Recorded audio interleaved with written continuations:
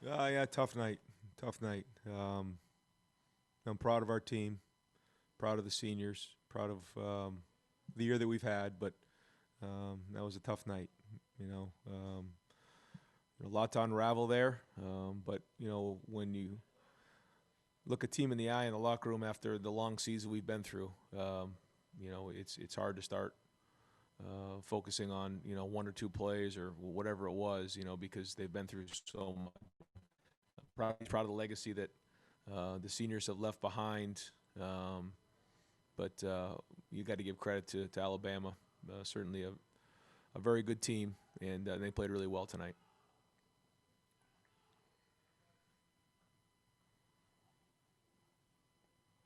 Our first question is from Cameron Buford.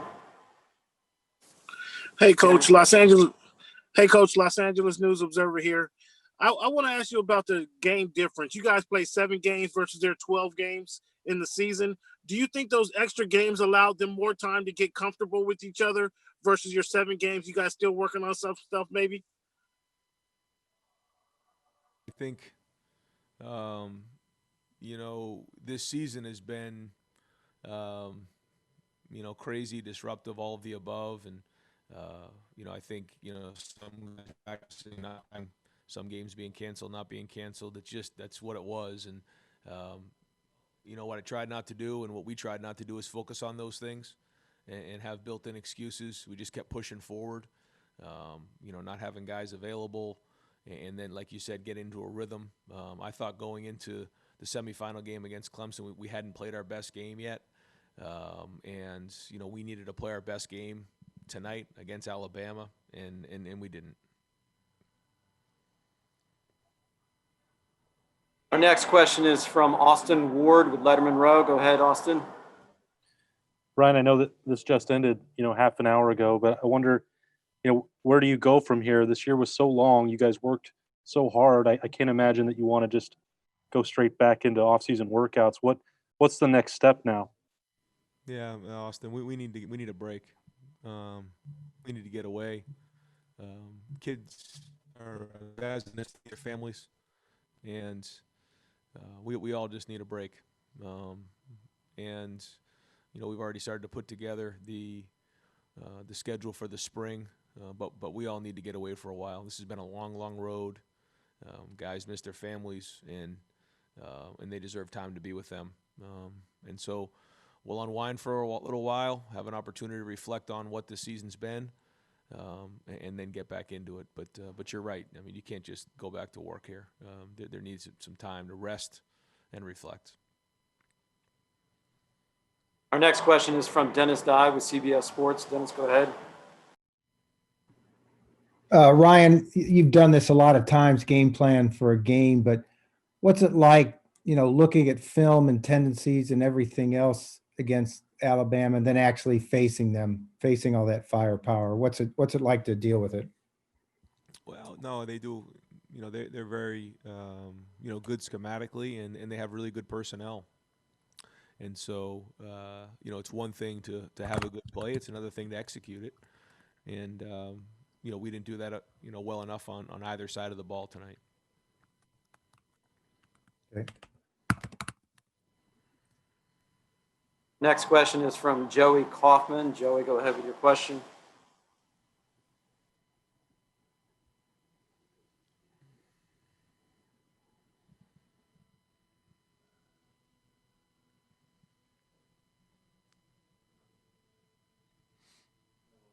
Joey, are you there?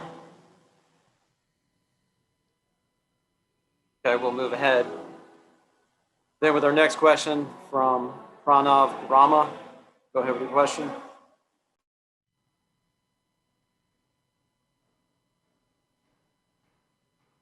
Sorry about that. Coach, second half, why do you think the game slipped away from you guys? I don't think there's one thing. I think it's several things.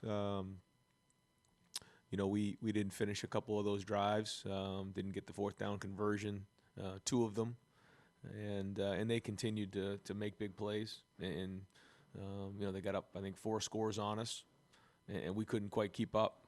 And so it was just a combination of things. I thought there was a point there where if we had got a stop and got into the end zone, that we had an opportunity to get back in within a couple scores, maybe get it down to 10, and so but that didn't happen. And I just think it's a combination of things. Our next question is from Stephen Helwagen. Stephen, go ahead with your question.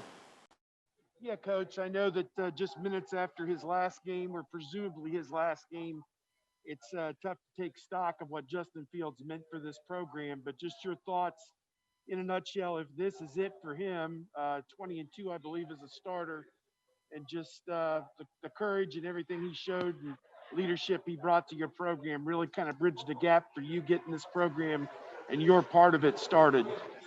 Yeah, I mean, Justin's been unbelievable. He's as competitively tough a player as I've been around. For him to go out there and play today, I mean, really shows his toughness and how much he loves his brothers. He still took some shots on that hip, and he was not 100% tonight. He was working through it and made some really good throws, made some gutsy plays. Kept us in the game there for a while, but he's an unbelievable player. I'm gonna miss him. Our next question is from Nathan Baird. Nathan, go ahead with your question.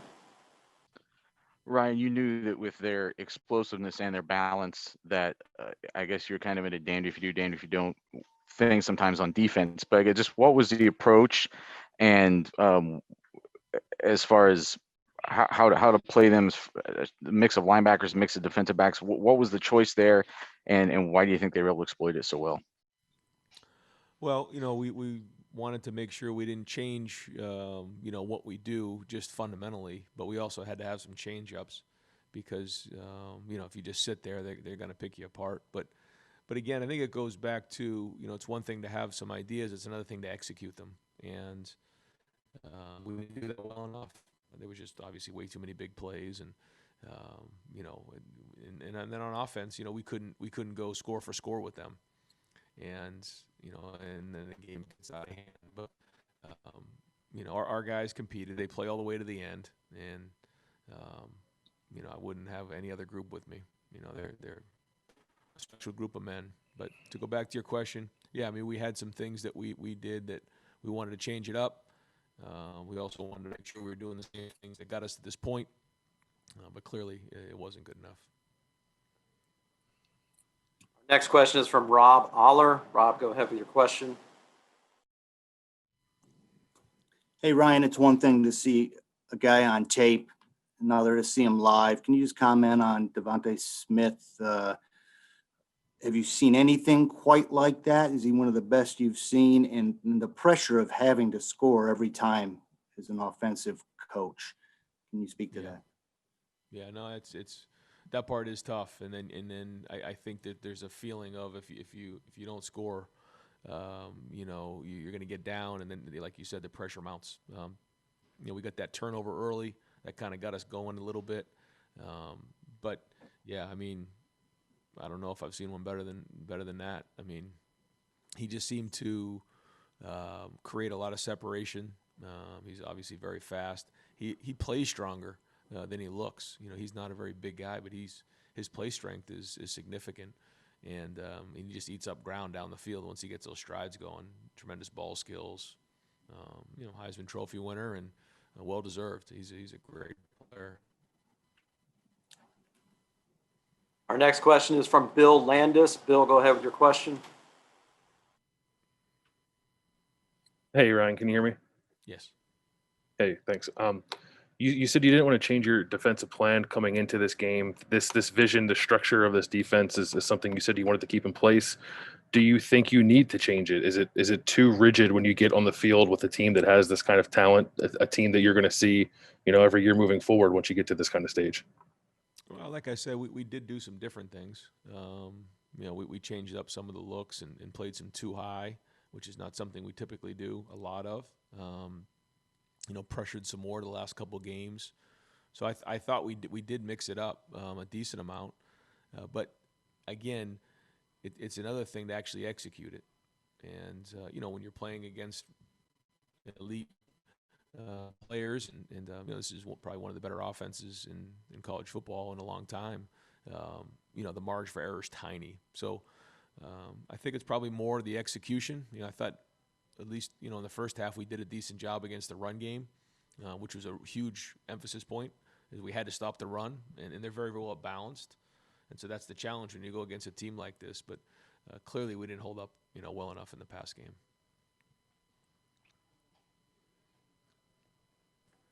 Our next question is from Bill Rabinowitz. Bill, go ahead with your question. Hi, Ryan. I'm assuming Trey Sermon was a huge part of the offensive game plan. How much of a blow was that to lose him? And could you also address the decision to kick the field goal when it was 4th and goal from the 6, I think? Sure. Yeah. I mean, to lose Trey on the first play of the game, it's just one of those things. Whatever you think what's going to happen in the game, it's probably not going to happen that way. And we lose Trey in the first play of the game. And we certainly missed Tommy Togiai in the game, and a few others. But that is what it is. You got to overcome it. And like I told our guys, nobody feels sorry for you, so you just got to keep pushing forward. It's kind of been the theme of this season. Well, I think if it was 4th and 1, 4th and 2, 4th and 3, I think you probably go for it. But I think it was either on the 5 or the 6, and I think that the percentages there are very low conversion rate. So I just said, let's just take the 3 points and move on. Our next question is from Carter Hill. Carter, go ahead with your question. Let's switch to the defense now.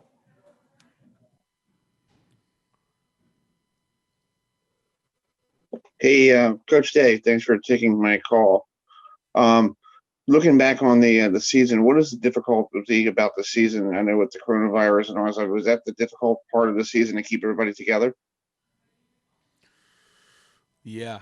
There was a lot that went into that. This is, it's probably an hour answer to that whole thing. But yeah, it's been a lot with these guys. Having no fans, having no season, having games canceled. Yeah, it was a challenge, but wouldn't have it any other way. What these guys have learned, and what our coaching staff has learned, and this whole program has learned about, what our culture is all about. Very, very proud of that. And for the guys who are in the locker room who are going to be coming back, they have something to motivate them in the off season. That feeling of coming off the field. We felt that way coming off the field last year in Clemson. Now we feel some way coming off the field against Alabama. So I'm going to use that as a motivation, in the off season. We have time for a few more questions. Let's try Carter Hill once again. Coach, how would you reflect on Ohio State football, in your opinion, in 2020? Yeah, I mean, I thought that the culture of our program, the leadership of our program, the way that our kids fought for a season and then came back, dealt with all the adversity along the way of games being canceled, guys being out. For some programs, there was a lot of guys out early, and they kind of got them back and were able to get into a rhythm. It was very, very difficult for us to do that. We had, the offensive line was out for an extended period of time, and then, in this game we had the defensive line, we had wide receivers, during the Big Ten championship game, and so for us to continually work through all of that and get to this moment right here was an unbelievable success. And we won the game. The goal was not to get here; the goal was to win the game. But all that being said, couldn't be prouder of our culture, what our kids are made of, and where the program's headed. And our last question for Coach Day will come from Tino Benzi.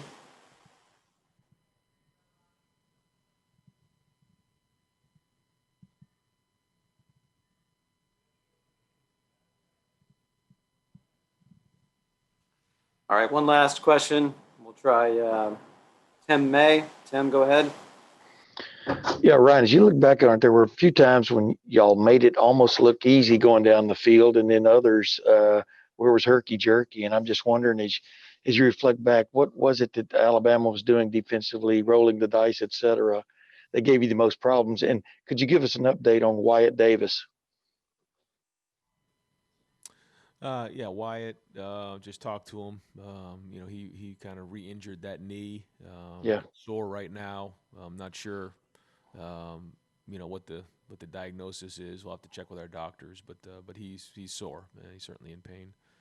On offense, the thing for us was I felt like when we got the first down, we kind of got going and we get into our rhythm and our tempo. When we couldn't get those first downs, that's when I think we had 3 and outs in the first half. That hurt us, and then I think we had a couple in the second half as well. And one of the challenges is that we like to go tempo, but when you go tempo, when you go fast, you put the defense back on the field. And when you go against an offense like this, that's kind of in the back of your mind. And so it was kind of hard for us to get into a rhythm. It was hard for us to get into that kind of tempo. We did a little bit. We got a couple points, and we did a nice job there. But there was also the other side of the ball, and we had to kind of balance that out. But at the end of the day, if we just did a little bit better job executing to get those first couple first downs and get into a little bit of rhythm of the drive, we would have done better.